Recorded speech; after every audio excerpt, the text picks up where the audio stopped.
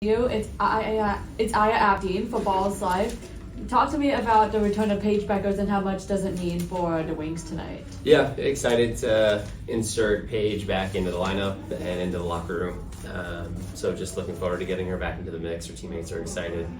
Just relieve some pressure here without having a point guard the last 4 games. So looking forward to having some tempo back and some organization on that end of the floor. What are some of the main things that you have to take into consideration against a matchup like Phoenix for people who may not be familiar with this year's team? Yeah, they definitely they play through AT and Satu, and then they shoot a ton of threes. So we've got our night in for us with figuring out ways to find disruption on AT and Satu. They're very unique in that. AT is a post player on paper, but she's going to be handling the ball, and her and Satu are going to be bringing the ball up just as much as guards are. They're going to be in ball screens as ball handlers, so they present unique challenges. And so we've got to find ways to disrupt them, and then also just have urgency to get out to all these lethal shooters at the arc that they surround them with. What's it been like? I'm sorry. Go ahead. What's it been like with Paige being on the team and there's the interaction with Enrique, because Enrique is such a volume shooter and used to having the ball in her hand too, but how they blended together? Yeah, they are every day just getting more and more comfortable with each other. I thought they were taking steps forward, and then unfortunately, Paige goes out a little bit. So I've had a couple good days of practice with Paige back, and just excited for them to continue to build chemistry. But there's lots of trust and respect between the two of them, and just an ongoing dialogue and open-mindedness and desire to figure it out. So, what's been a balance of having usage be similar or in respect to opponents, maybe one being off ball a little bit more to create advantages, and how have you felt their synergy has kind of grown so far? Yeah, Enrique doesn't really want to be on the ball, so she's more comfortable when she is off the ball. So Paige is going to be more comfortable on the ball, dominating the ball. But then there's definitely instances where we need to move people around and move Paige off the ball and put her in some different type actions. And so that's just it's constant. It's game to game. It's what's the matchup. It's what's the coverage on each of them. With Paige out, Enrique was seeing all sorts of traps the last couple of games. So doing what we need to do, and at the same time feeling how the defense is trying to attack us and what makes the most sense that night. How have you seen, especially with your time spent with Kurt, how have you seen the way teams kind of use their spacing to move the nail help from defenses in particular? Yeah, that word, the nail, is a big piece of this league, right? It's all about trying to crowd the floor, and so it's a combination of cutting and screening, right? So, some of the best teams in this league are so good because they have great movement off the ball. It's a growth opportunity of ours. We continue to watch film and talk about it, but you've got to find different ways to be able to help defenders to open up the lane for your playmakers.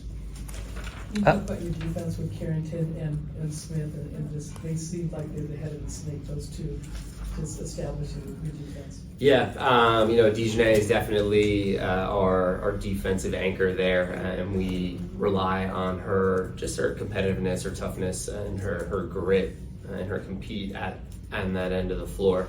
And then it's really just by committee and still trying to figure out what our identity is on that end.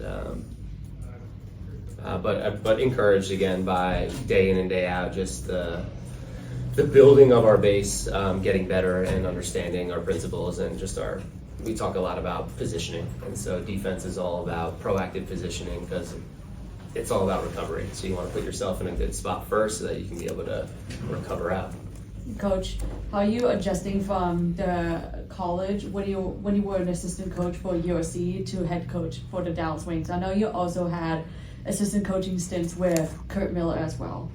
Yeah, just taking everything that I've learned from all of the mentors that I was lucky enough to work for, with Kurt, with Lindsay, and Cindy, and all sorts of fantastic coaches. So taking from them, and then still, being true to myself and remaining authentic and genuine, and also open-minded about what this team needs from day to day and how to best teach them and reach them and get the most out of them. So it's a learning process, but sticking with it.